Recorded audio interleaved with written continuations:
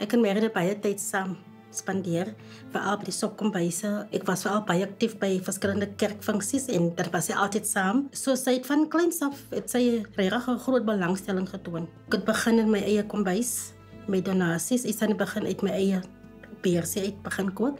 En daarna het het groter geword, toe kom daar donasies en er was meer mense.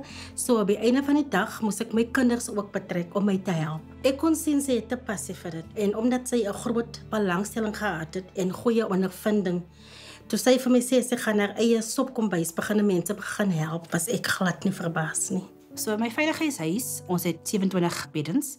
Dit is 'n huis vir kinders wat abuse, abandoned en rape victims is, maar die huis bestaan meestal uit dogters uit. Dit is 'n plek waar ek myself vind elke dag en die kinders nodig 'n mamma.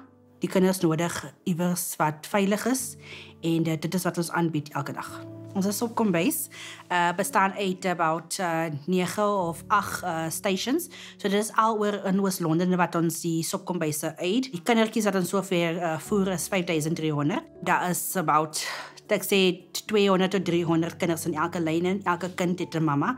Hulle het 'n ouma, hulle het 'n oupa, so die lyn gaan aan en aan. Mijn naam is Nastasia Coughlin. Hoe ik van Marion ken, ik heb een soepkitchen gehad 2018, het ik begin, ne?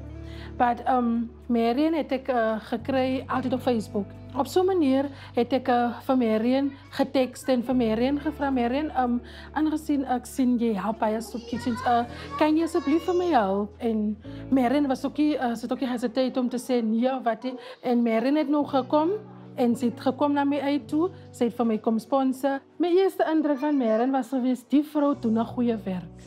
Die vrouw, ze zien uit voor andere mensen, kinders. Ze zien voor niet net kinders, mensen met baba's uit. Even mensen wat disabled is. Ze is like mijn rolmodel geweest, dat ik zo zeg.